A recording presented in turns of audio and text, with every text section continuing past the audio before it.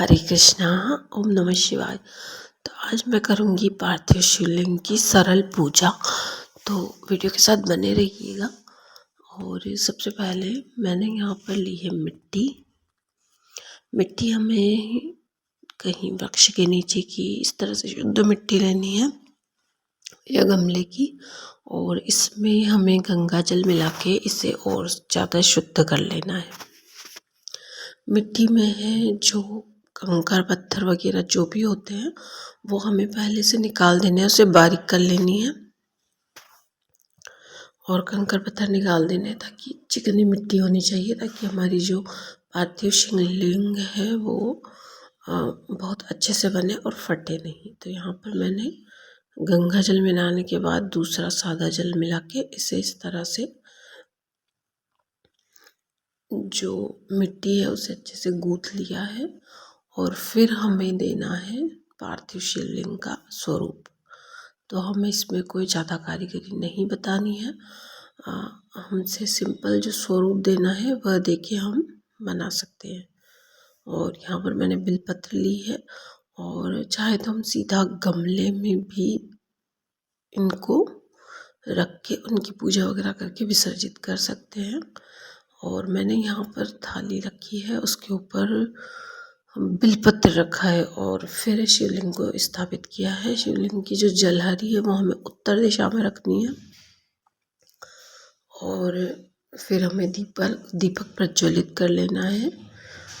और सबसे पहले हमें जो भोलेनाथ की शिवलिंग हम बनाते हैं, तो अगर हमें पूजा में थोड़ी सी देर है तो हमें इसके ऊपर थोड़े से चावल वगैरह रख देने हैं, ताकि क्योंकि अगर पार्थिव शिवलिंग ऐसे ही बनी रहती है थोड़ी देर तो इंद्र आदि देवता इनकी पूजा कर देते हैं। तो हमें तुरंत बना के इनके ऊपर चावल थोड़े से रख देने हैं ताकि ये पूजा स्वरूप माने जाते हैं।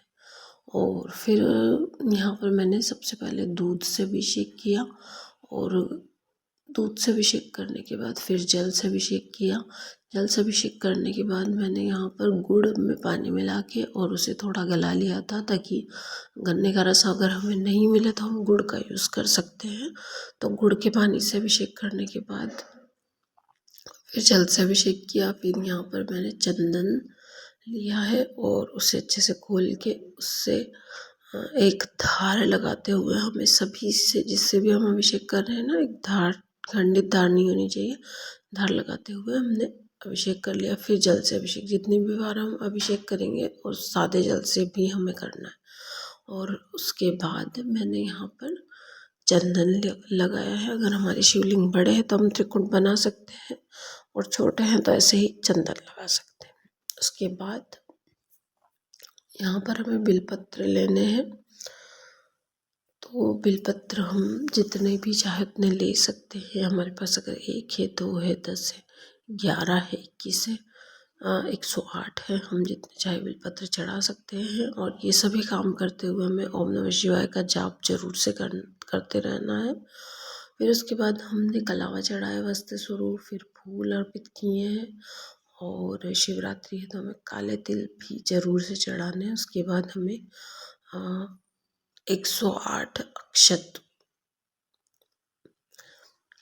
एक एक करके 108 अक्षत चढ़ाने, ओम नमः शिवाय का जाप करते हुए, और अक्षत हमारे खंडित नहीं होने चाहिए। तो इस तरह मैंने यहाँ पर अक्षत से भी अभिषेक किया है और 4 अभिषेक हो गए हमें। और इस समय जो शिवरात्रि, उस समय बेर जरूर से आते हैं, और ये जो है भोलेनाथ के प्रिय है। तो हमें बेर का भोग जरूर से लगाना है। इसके साथ ही मैंने चीकू, कोई और अन्य फल भी हो हमारे पास तो वो भी लगा सकते हैं। मीठे में मैंने यहाँ पर पताशा लिया है, और ये एक अबीर या कुछ नाम है शायद इसका, चमकीला चमकीला सा होता है। ये भी भोलेनाथ को बहुत प्रिय है, तो हमें ये भी भोलेनाथ को अर्पित जरूर से करना है। उसके अलावा अभी चल रहा है फाल्गुन का महीना, तो होली भी आने वाली है। तो हमें यहाँ पर कोई भी गुलाल पुष्प में लगा के और इस तरह से भोलेनाथ को अर्पित करनी है। और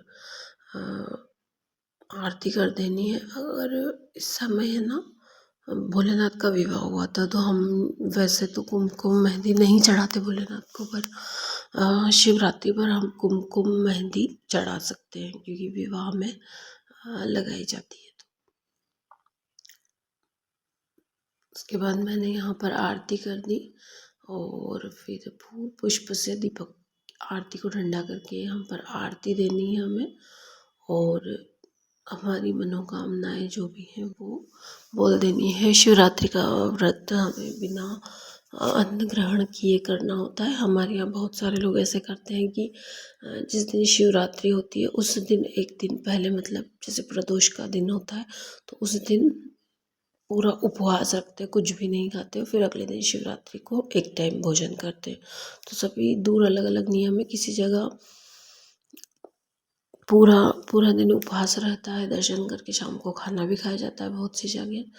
और अब हमें जो है शिवलिंग का विसर्जन करना है, तो हम इसी थाली में इनका विसर्जन करेंगे। तो यहाँ पर मैंने सारे जो फल वगैरह है वो निकाल लिए, और अब हमें जल से इस पात्र को पूरा भर देना है। तो यहाँ पर मैंने इसको पूरा भर दूंगी और इसे ऐसे ही रख दूंगी, तो सुबह तक ये इसी में विलीन हो जाएंगे। तो इस तरह से मैंने बहुत ही सरल तरीके से आपको पार्थिव शिवलिंग की पूजा बताई। अगर आपको वीडियो में दी गई जानकारी पसंद आई हो तो वीडियो को लाइक, शेयर और सब्सक्राइब जरूर कीजिए। आपके सुझाव कमेंट बॉक्स में ज़रूर बताइएगा। राधे राधे।